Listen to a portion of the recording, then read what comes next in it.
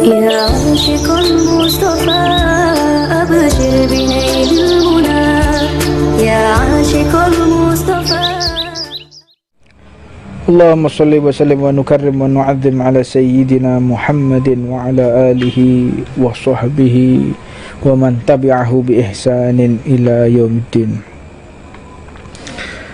سبحانك لا علم لنا إلا ما علمتنا إنك أنت العليم الحكيم. رب اشرح لي صدري ويسر لي أمري واحلل عقدة من لساني يفقهوا قولي. Alhamdulillah atas nikmat karunia Allah yang telah diberikan kepada kita, maka nikmat yang kita rasakan saat ini akan tampak ketika seseorang mendapatkan ujian dari Allah.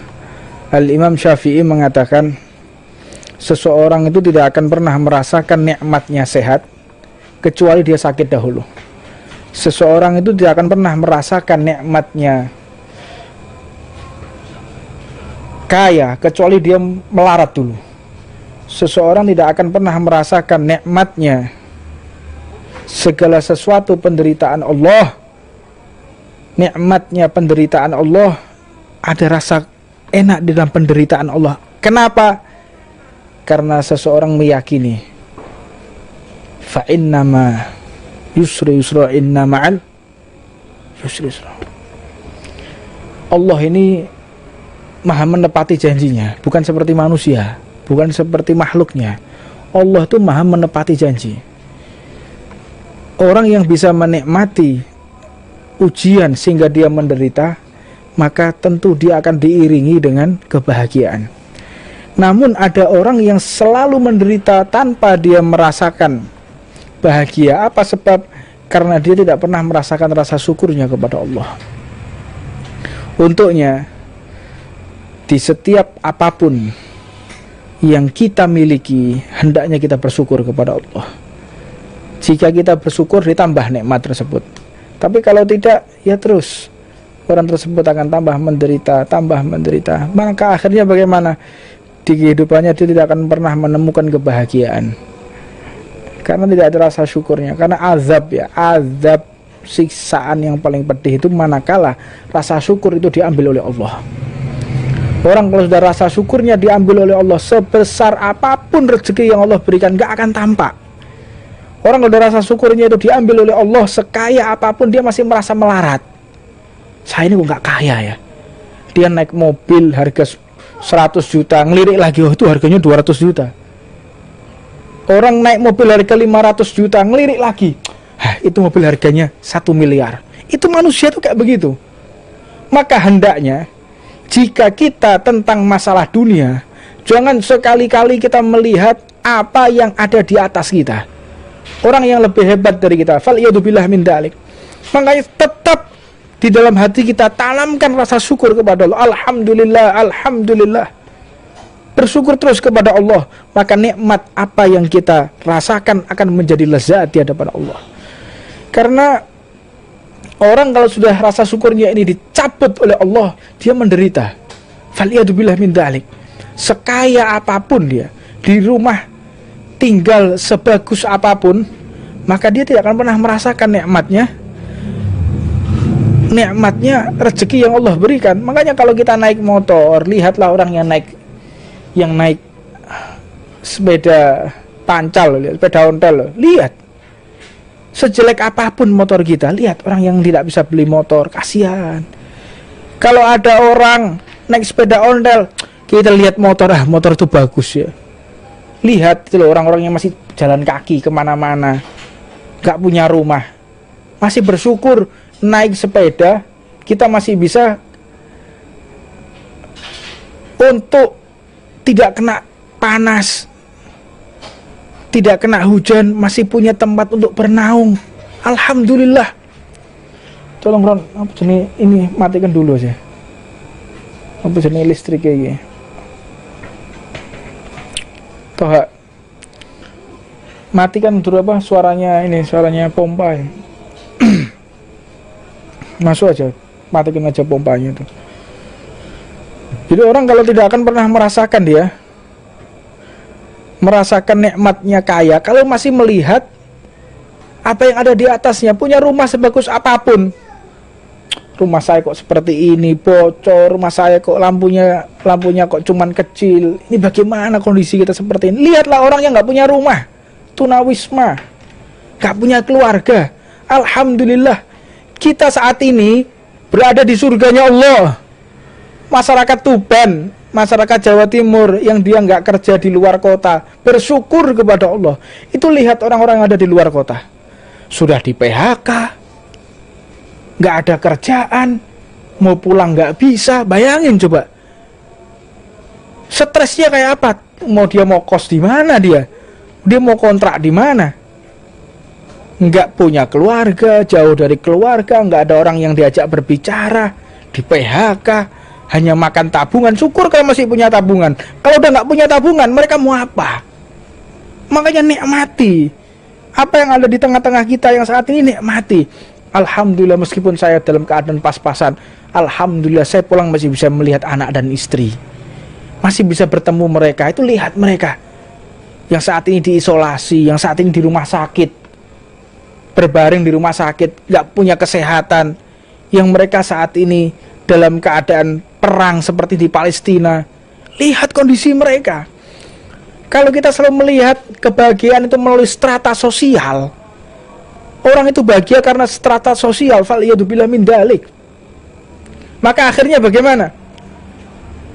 Hatinya melarat. Orang kalau hatinya melarat kayak begitu, dia naik mobil kurang bagus, dia naik motor, ya motor cuman segini-gini aja. Lihat itu, orang yang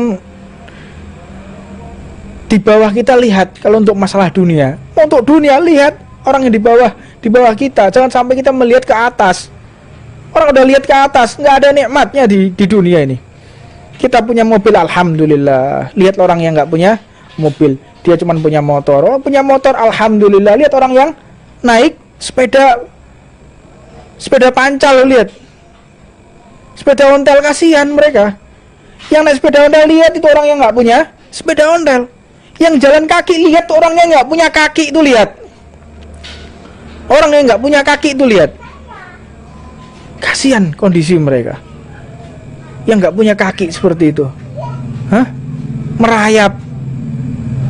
Apakah mau kita nikmat kita dicabut karena rasa syukurnya tidak ada kepada Allah? Makanya setiap hari itu berdoa kepada Allah, ya Allah, tambahlah rasa syukurku kepadamu.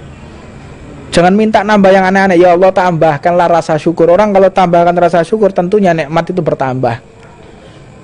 Dan tolak ukur seseorang itu bahagia bukan karena harta. Karena banyak juga orang itu melarat, justru dia selamat. Orang itu melarat, selamat dia. Selamat dari pencurian, selamat dari begal, selamat mungkin dia dianiaya orang. Terjadi ya pembantaian beberapa saat yang lalu, kriminal ya. Terjadi satu kriminal, dia dan keluarganya disekap oleh perampok sehingga masuk ke dalam kamar. Jadi rumahnya dimasuki perampok. Setelah itu disekap dia dan anak istrinya sama pembantunya, dibunuh. Anaknya dibunuh, istrinya dibunuh di hadapannya. Karena apa? Karena kekayaannya. Jadi dia lupa nutup pintu. Si perampok ini masuk, disekap dia di dalam rumahnya. Setelah itu dia dibantai sama anak istrinya, dimasukkan ke dalam ruang pembantu dan dia dibunuh di situ. Mau kita punya harta melimpah, mobil mewah, tapi diintai oleh perampok dan nantinya akan mati mengenaskan? Mau? Gak ada yang tahu kita. Allah memberikan keadaan kita seperti ini, kekurangan sana dan sini. Itu bentuk Allah menyelamatkan kita. Allah menyelamatkan kita dengan caranya. Dan Allah akan mengangkat derajat kita pun dengan caranya Allah subhanahu wa ta'ala. Coba betapa banyak orang yang meninggal kecelakaan naik bis. Berapa banyak orang yang kecelakaan naik motor, naik mobil. Berapa banyak?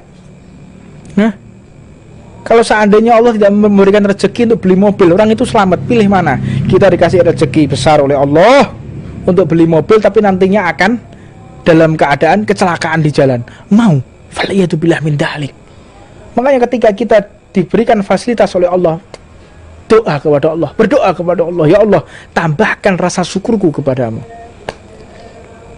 Jangan ya Allah kurang. Manusia nggak ada yang nggak kurang, manusia itu.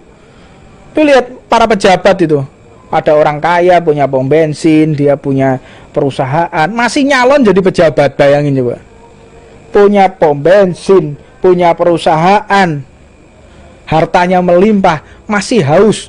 Pengen apa? Pengen jadi pejabat supaya dia bisa korupsi, bisa mengelola APBD, APBN, bayangin coba. Hah? Banyak orang seperti itu. Dia haus, tambah dahaga. Makanya ada syairnya para kiai ya. Kiai Mbah Wahab Hasbullah dalam satu syairnya itu. Ono bebek renang untuk dhuwur kali. Ada bebek renang di atas sungai yang jernih. Namun bebek ini meninggal dalam keadaan kehausan. Ini kan bebek goblok ini namanya ini. Kan bebek goblok ya begini. Ada bebek renang di atas sungai yang jernih, tapi dia mati kehausan. Padahal dia renang di atas sungai yang jernih. Lah ini ibarat manusia. Diibaratkan oleh beliau, ini manusia saat ini. Dia dibergelimang kenikmatan, namun rasa syukurnya tidak ada. Ini azab loh ini. Ini siksa yang pedih loh. Siksa yang pedih. Allah mengangkat rasa syukur dalam hati hambanya. Faliyadzubillah min dzalik. Makanya kita minta kepada Allah, jangan sampai rasa syukur ini diambil oleh Allah. Minta ditambahkan. Maka kalau sudah rasa syukur ini ditambahkan, semua apapun yang kita miliki, apapun yang ada di hadapan kita, merasa nikmat. Alhamdulillah. Orang itu sawang sinawang. Iki enak yo. Dua ini punya ini, Anda tidak tahu ya. Catat ini baik-baik ya. Kalau kita melihat kenikmatan seseorang, engkau tidak tahu apa yang telah Allah ambil darinya. Ketika kita melihat orang ini bergelimang harta, bergelimang kemewahan, engkau tidak tahu apa yang telah Allah cabut dari kehidupannya, Allah ambil dari kehidupannya. Faliyadzubillah min dzalik. Gak ngerti, orang itu sawang sinawang. Gak ngerti. Anda mau tahu contoh yang vulgar misalnya. Kayak misalnya saya lihat Hamzah sekarang. Apa saya gak pengen gendong anaknya? Hah? Punya anak saya bisa gendong gini. Alhamdulillah. Ini benar nikmat ini. Lihat orang-orang yang gak punya anak. Bergelimang harta, dia gak punya anak. Bingung. Hah? Anaknya mati. Anda gak tahu. Allah berikan kenikmatan di sini, tapi Allah cabut di tempat yang lain. Apa nggak kepingin? Kepingin. Makanya kita nggak tahu apa yang Allah berikan kepada kita. Dengan orang-orang yang memiliki bergelimang harta, tapi kita nggak tahu apa yang Allah cabut dari dirinya. Dan ketika kita ingin bahagia, kuncinya cuma satu: bersyukurlah kepada Allah. Bersyukur. Wa qalilun min ibadiyas syakur.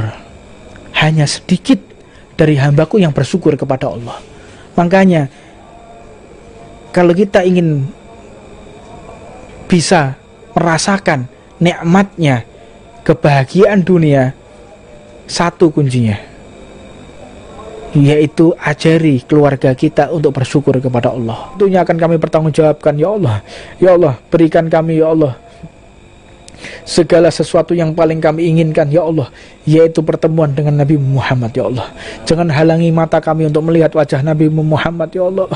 Ya Allah, jadikan setiap malam kami ya Allah tidak terhalangi ya Allah, bermimpi bertemu dengan Nabi Muhammad ya Allah. Ya Allah, jika kami ya Allah belum sempat bertemu dengan Nabi Muhammad di dunia, di dalam mimpi ya Allah, jangan halangi ya Allah ketika sakratul maut kami untuk melihat wajah Nabi Muhammad ya Allah, sehingga tidak pedih rasa sakratul maut kami ya Allah, sehingga tidak sulit rasa sakratul maut kami ya Allah, sehingga tidak sakit ya Allah sakratul maut kami ya Allah dengan memandang wajah Nabi Muhammad ya Allah. Ya Allah, jadikan kedua mata ini ya Allah, meskipun mata kami tidak layak ya Allah untuk melihat wajah Nabi Muhammad ya Allah, tapi ridho ya Allah kedua mata kami ini ya Allah untuk melihat Nabi Muhammad sallallahu alaihi wasallam. Wa sallallahu ala sayyidina Muhammad wa ala man wa habibana Umar sallallahu wa ala man wal kutub wal habib Umar ma sallallahu wa ala habibana Muhammad jamal bin tabana wa ba'd wal hadratin nabi sirr